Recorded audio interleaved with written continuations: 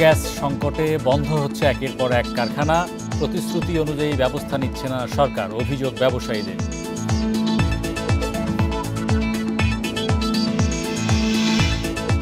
কাল থেকে সারা দেশে আমদানি রপ্তানি কার্যক্রম বন্ধের ঘোষণা এনবিআর কর্মীদের। চালু থাকবে আন্তর্জাতিক যাত্রী সেবা।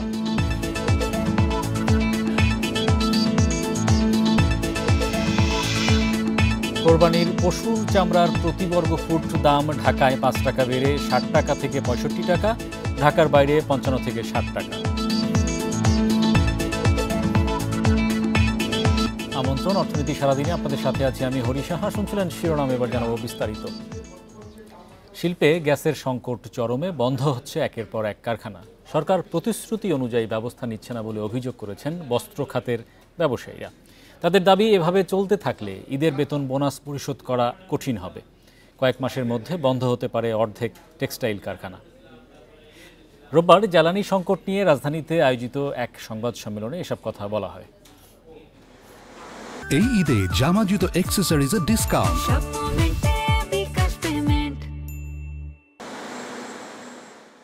দেশের তৈরি পোশাক শিল্পের জন্য কাপড় ও সুতার বড় অংশ যোগান দেয় স্থানীয় টেক্সটাইল কারখানাগুলো। বড় বিনিয়োগে গ্যাস নির্ভর এসব শিল্প এখন চরম সংকটে। জ্বালানির অভাবে বন্ধ থাকছে বেশিরভাগ সময়, নষ্ট হচ্ছে যন্ত্রপাতিও, টানতে হচ্ছে চড়া সুদের ব্যাংক ঋণ, বিকল্প জ্বালানিতেও খরচ বাড়ছে। দাম বাড়ানোর পরও প্রতিশ্রুতি অনুযায়ী গ্যাস না পেয়ে ক্ষুব্ধ শিল্প মালিকরা। তাদের অভিযোগ, পরিকল্পিতভাবেই ধ্বংস করা হচ্ছে শিল্পগুলো। সরকারের পরিকল্পনাহীনতার খেসারত দিচ্ছেন তারা। আমাদের উপদেষ্টা সাহেবরা আমার মনে হয় একই অস্ট্রিচ পাখির মতো হয়ে গেছে। চারিদিকে কিছু মনে হয় যেন তারা দেখতে পারতেছে না। প্রতিনিয়ত আমাদের লে অফ হচ্ছে।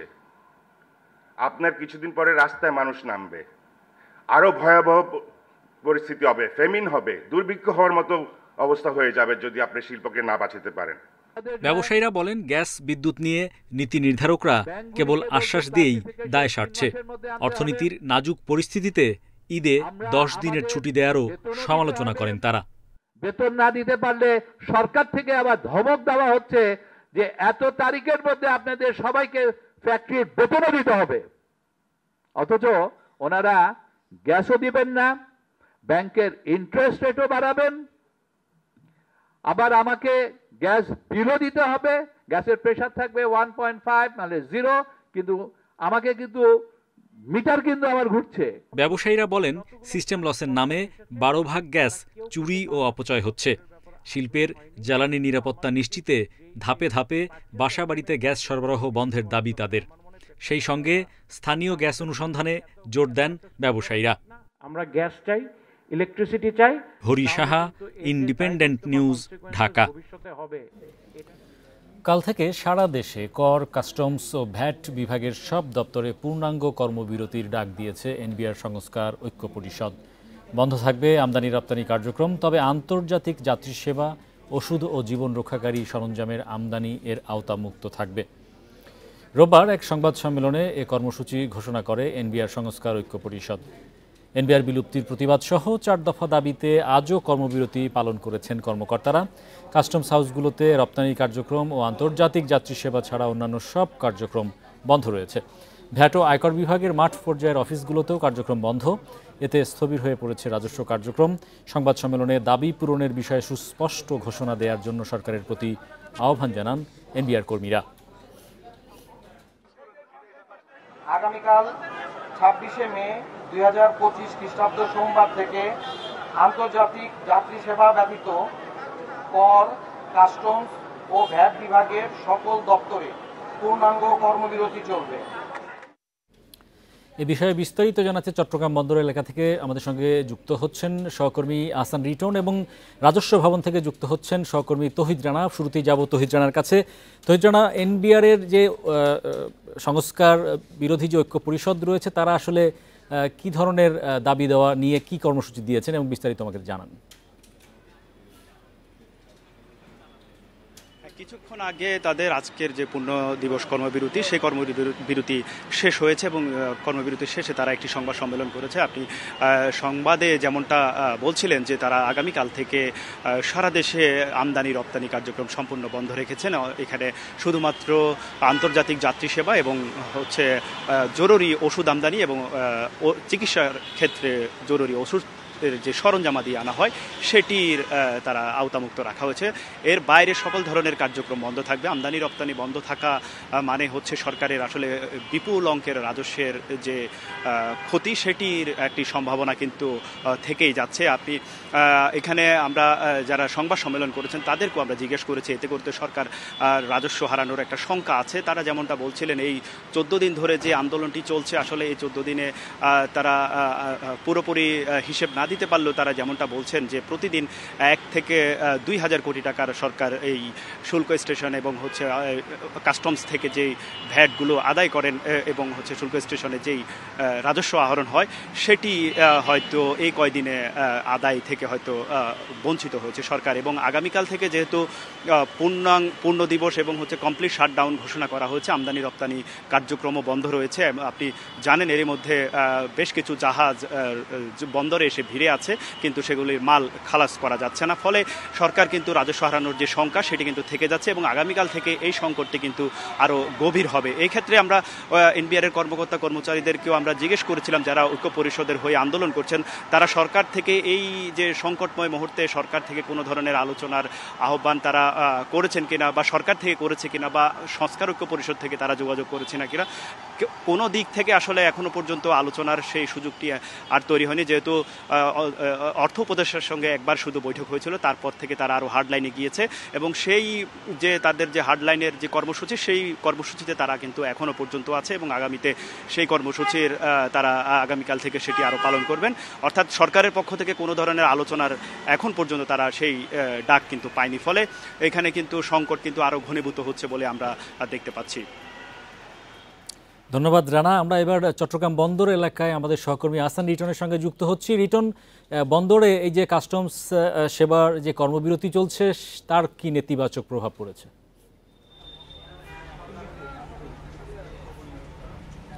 দেখুন, এই কর্মবিরতিটি যখন প্রথমে শুরু হয় তখন আসলে বন্দর কর্তৃপক্ষ মনে করেছিল যে আসলে একটা খুব সহজ একটি সমাধান হবে এবং সেক্ষেত্রে যে সমস্ত কন্টেইনারবাহী জাহাজগুলো সমুদ্রে আছে সেগুলো খুব দ্রুত তীরে ভিড়বে এবং সেখান থেকে যে কন্টেইনারগুলো রয়েছে সেগুলো খুব দ্রুত খালাস করা যাবে। কিন্তু আমরা দেখছি আসলে সময় যত গড়িয়েছে তত আসলে সংকটটি বেড়েছে এবং আমরা গতকালকে পর্যন্ত যে হিসাব তাতে দেখছি আসলে এই মুহূর্তে চট্টগ্রাম বন্দরের আউটডোরে 24,000 কন্টেইনার নিয়ে 17টি জাহাজ রয়েছে যেগুলো থেকে আসলে খুব সহসা কন্টেইনারগুলো খালাস করা যাচ্ছে না। এবং এখানে যেহেতু চট্টগ্রাম বন্দরে অসংখ্য কন্টেইনার জমে গেছে সংকট কারণে যে জাহাজগুলো এখনো পর্যন্ত বহির্নোঙরে আছে সেগুলো যদি চট্টগ্রাম বন্দরে ভিড়েও সেক্ষেত্রে আসলে 10,000 কন্টেইনার পর্যন্ত এখানে রাখার মতো জায়গায় মুহূর্তে আছে। যেহেতু কন্টেইনার এখান থেকে অন্য কোথাও সরছে না সংকট কারণে এখানে যে সংকট সেটি ক্রমশ তৈরি হচ্ছে এবং এই ক্ষেত্রে তারা সবাই মনে করছেন যে যত দ্রুত সম্ভব এই যে সমস্যাটি তৈরি হচ্ছে অচলাবস্থা তৈরি হচ্ছে সেটি যাতে সমাধান করা যায়। আমরা এখানে যারা রয়েছেন তাদের সাথে কথা বলেছি, তারা যেটি বলছে সেটি হচ্ছে এখনো পর্যন্ত কোনো পক্ষ থেকে আসলে কোনো রকমের আশ্বাস কিংবা আলোচনার কোনো দ্বার তারা উন্মুক্ত পাননি। ফলে তাদের যে কর্মসূচি সেটি তারা চালিয়ে যাচ্ছেন এবং এতদিন পর্যন্ত তারা কিছুটা নমনীয় ভাব দেখালেও সামনের দিনগুলোতে আসলে সেটি কোথায় গিয়ে ঠেকবে সেটি আসলে বলা যাচ্ছে না।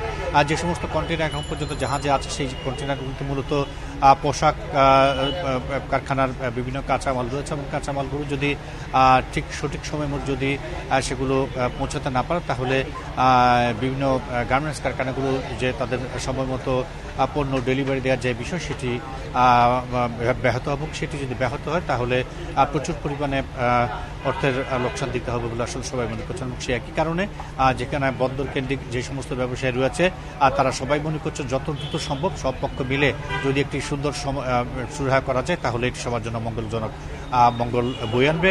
অন্যথায় যে অচলাবস্থা তৈরি হয়েছে সেটি আরও বাড়বে এবং সেক্ষেত্রে আরও শত শত কোটি টাকা লোকসান যাবে সরকারের। এই হচ্ছে চট্টগ্রামের বন্দর থেকে আমার কাছে এখন পর্যন্ত কাস্টমসের যে কর্মবিরতি চলছে তার বিষয়ে সর্বশেষ। ধন্যবাদ আহসান রিটন এবং ধন্যবাদ তহিদ রানা।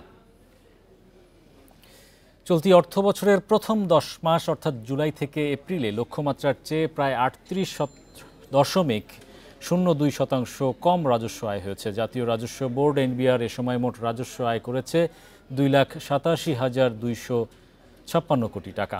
এদিকে এনবিআরকে 2024-25 অর্থ বছরের জন্য 4,63,500 কোটি টাকার সংশোধিত রাজস্ব আহরণ লক্ষ্যমাত্রা দেওয়া হয়। এর মধ্যে এপ্রিল পর্যন্ত 3,58,732 কোটি টাকার লক্ষ্যমাত্রা ছিল। সে হিসাবে চলতি অর্থ বছরের প্রথম 10 মাসে লক্ষ্যমাত্রার চেয়ে কম আহরণ হয়েছে 71,476 কোটি টাকা। আর অর্থ বছরের মোট সংশোধিত লক্ষ্যমাত্রার চেয়ে কম আহরণ হয়েছে 1,76,243 কোটি টাকা। জানা গেছে আমদানি ও রপ্তানি পর্যায়ে রাজস্ব আহরণে বেশ ঘাটতি দেখা যাচ্ছে।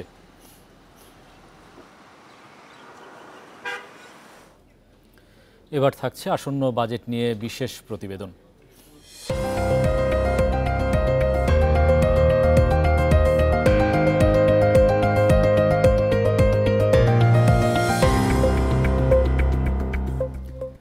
আসছে অর্থ বছরের বাজেটে ব্যক্তি শ্রেণীর করদাতাদের জন্য আসতে পারে সুখবর, বাড়তে পারে তাদের বার্ষিক করমুক্ত আয় সীমা। বর্তমানে এ সীমা 3.5 লাখ টাকা থাকলেও মূল্যস্ফীতি বিবেচনায় আগামীবার তা 4.25 লাখ টাকা করতে চায় অন্তর্বর্তী সরকার। পরিকল্পনা উপদেষ্টা জানাচ্ছেন, সাধারণ করদাতাদের স্বস্তি দেওয়ার উদ্যোগ থাকছে আগামী বাজেটে।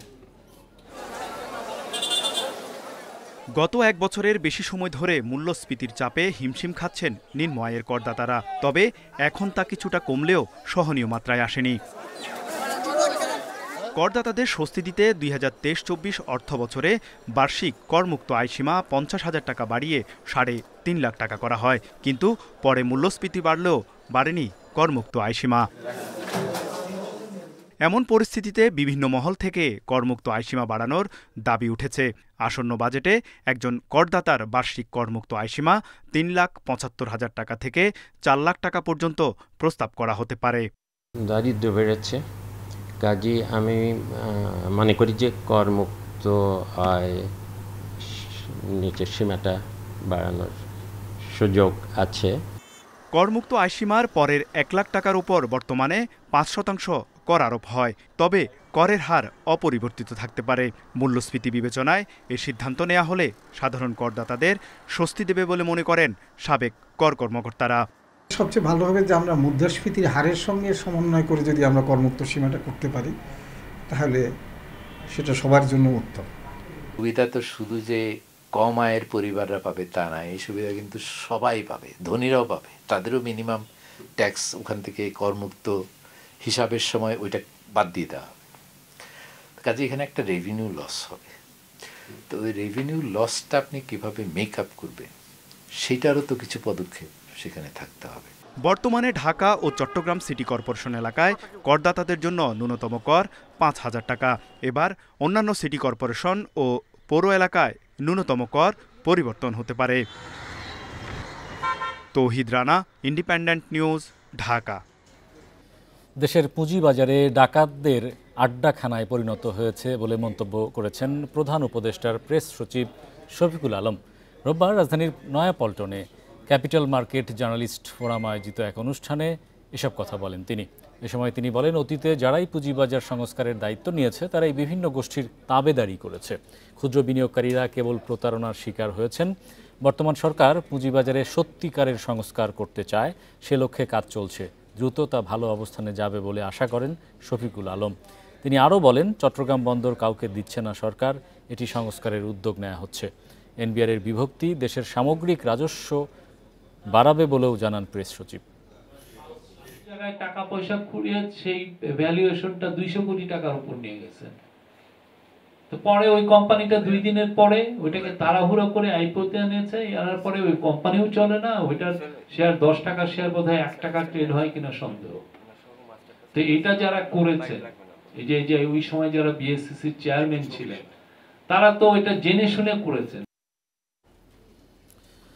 ঈদুল আজহা সামনে রেখে কোরবানির পশুর চামড়ার দাম নির্ধারণ করে দিয়েছে সরকার। এবছর ঢাকায় গরুর লবণযুক্ত চামড়ার প্রতি বর্গফুটের দাম গত বছরের তুলনায় 5 টাকা বাড়ানো হয়েছে।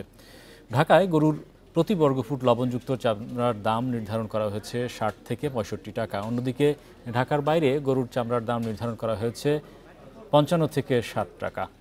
রোববার সচিবালয়ে এক সংবাদ সম্মেলনে চামড়ার নতুন এ দাম ঘোষণা করেন বাণিজ্য উপদেষ্টা শেখ বশির উদ্দিন। উপদেষ্টা বলেন, দেশে কাঁচা চামড়ার চাহিদা না থাকলে প্রয়োজনে চামড়া রপ্তানি করা যাবে। চামড়া রপ্তানি সংক্রান্ত যে বিধিনিষেধ ছিল সেটি প্রত্যাহার করা হয়েছে। এ সময় স্বরাষ্ট্র উপদেষ্টা জানান, কুরবানির পর 12 ঘন্টার মধ্যে সব বর্জ্য অপসারণ করা হবে।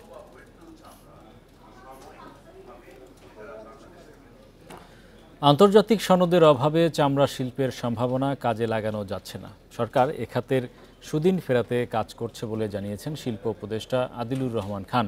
রোববার রাজধানীর ঢাকা চেম্বারে এক সেমিনারে এসব কথা বলেন তিনি।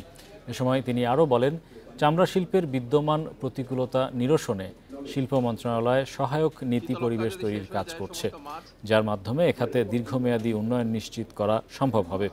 বৈশ্বিক প্রতিযোগিতায় সক্ষমতা বাড়াতে নতুন প্রযুক্তির ব্যবহার ও পরিবেশ সুরক্ষা নিশ্চিত করতে হবে। সাভারের চামড়া শিল্প নগরীর সিটিপির সক্ষমতা বাড়লে সমস্যা অনেকাংশে সমাধান হবে। আসন্ন কোরবানির চামড়ার সঠিক প্রক্রিয়াজাতকরণে উদ্যোক্তাদের সব ধরনের সহযোগিতা সরকার প্রস্তুত বলেও জানান শিল্প উপদেষ্টা।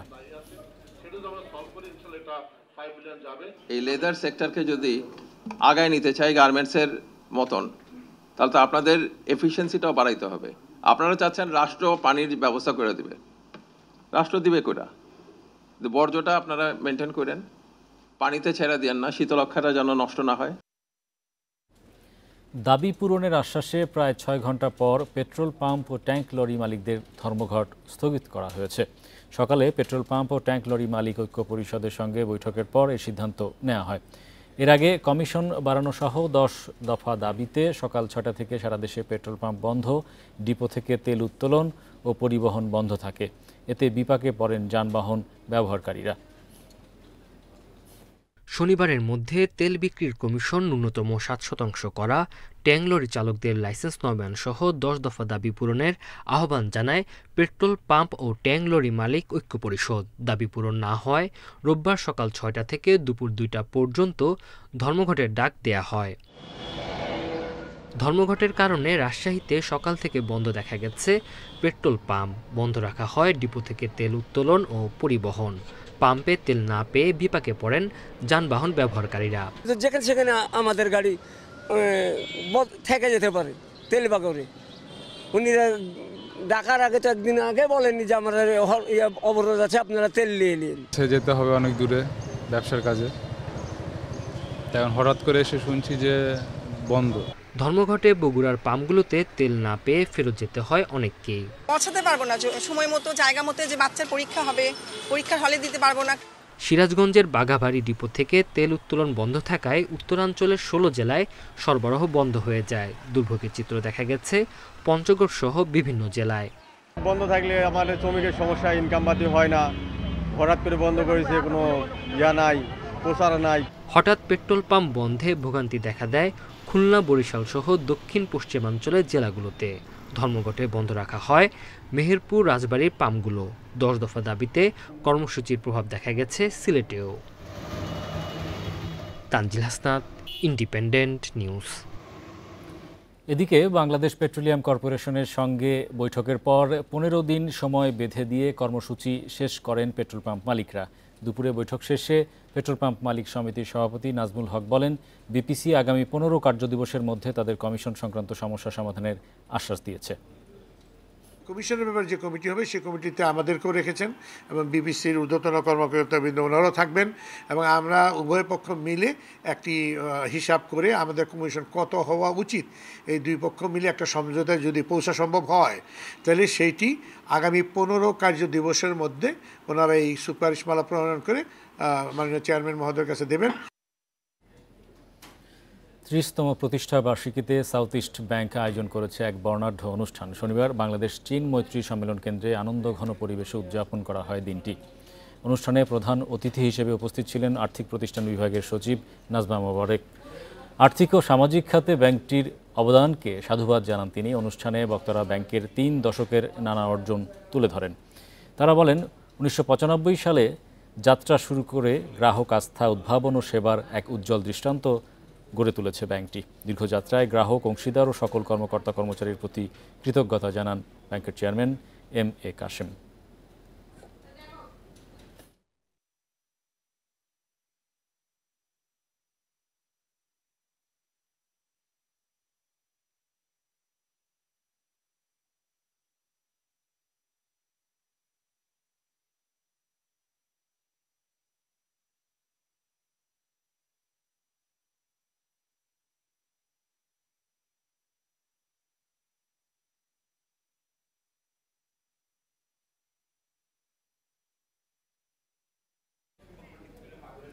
এই ছিল আজকের অর্থনীতি সারাদিনে। ইন্ডিপেন্ডেন্ট টেলিভিশনের সব খবর জানতে চোখ রাখুন ফেসবুক, ইউটিউব এবং এক্সে। আমন্ত্রণ আমাদের পরের আয়োজনে।